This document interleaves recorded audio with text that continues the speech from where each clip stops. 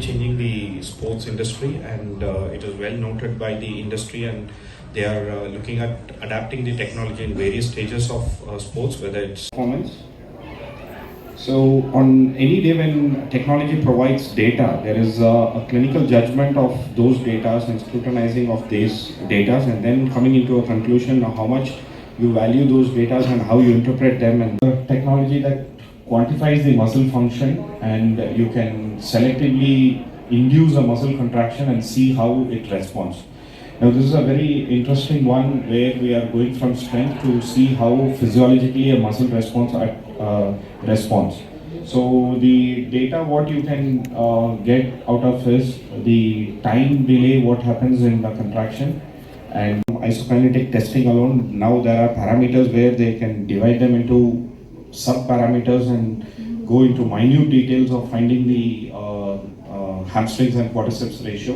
And based on that, there are also available methods where you can even work on the training methods where you can break it down at different stages of recovery or into the performance where you want to target them.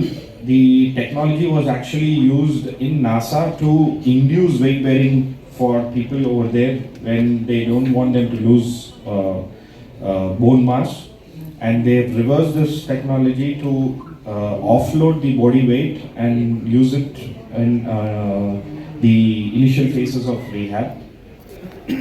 And it was very nice to see Rishabh Pant running on the Alter-G now in Instagram, so we can see that how technology is aiding him, and when we are looking at multi-ligament, how and when we will be able to have them running at the way what he is being able to do now.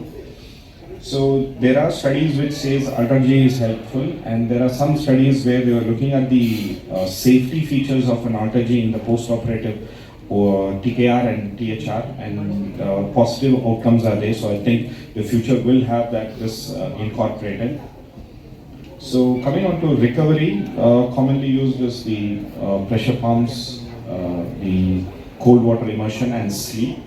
So the whole body or the partial body immersion is very widely available now in India also, and a lot of the athletes are using them. So they were looking at parameters of what all is helping over there. So they were not only the physical parameters of domes and other things, but the physiological markers were also giving positive results. And now the consensus is what could be the ideal time duration or the temperature. So that is varying about 150, 160, minus 150, 160 to about 3 minutes, which is good enough to have a good recovery. And another interesting finding was that people had a good sleep perceived after a cryostimulation. So when we say perceived, it could be the athlete just feels that I'm having a better deep sleep after a cryo session. So that is also one of the factors which is helping them in the recovery. Hyperbaric oxygen therapy, again, it's a debatable one to know whether it's a medical equipment or a non-medical equipment. But when I saw into the research, there is a study planned to go on to work whether it can help in the post-concussion syndrome. And there is a study now that's been initiated in Texas where they are seeing whether stage 1, stage 2, they can have a better result. So there were a few studies which were helping them.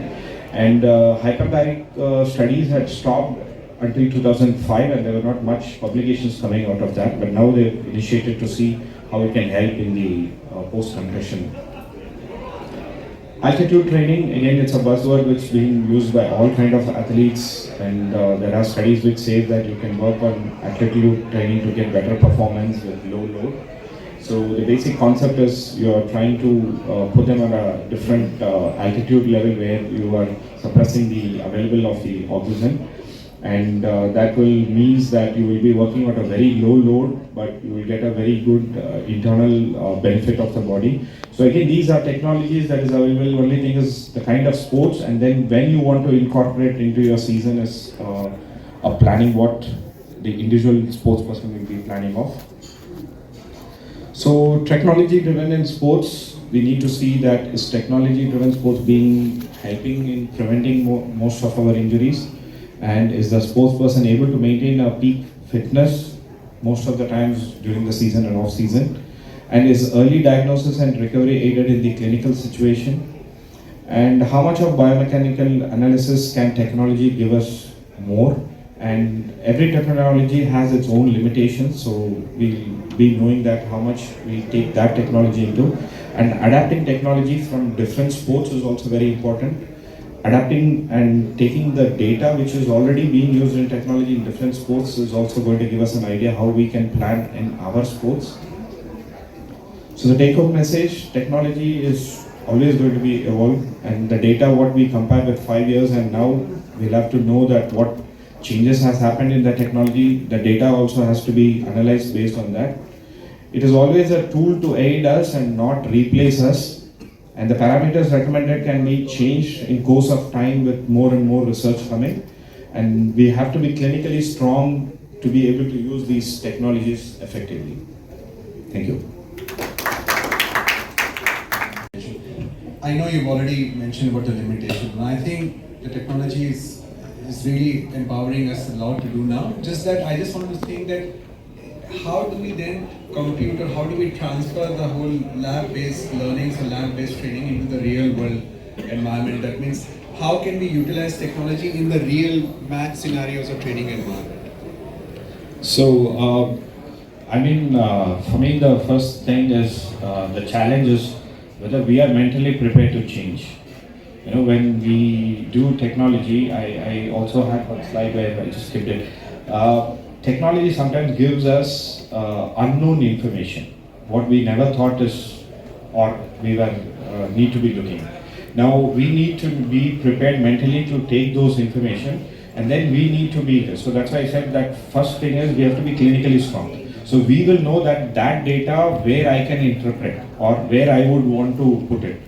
Yes, there can be a recommendation from the technology aspect saying that okay, this is what information is there, and let's say there is an information that you are going to have so much of angle or how much muscle strength you can do, but I know in a match scenario he will not do that. He might be able to do even more better. So that is how we can see is maybe a formula where you can always expect a 10% or 20% increased output in a match scenario than in the lab scenario. But we try to bridge that by cognitively introducing some aspects which we can see that can that data be different.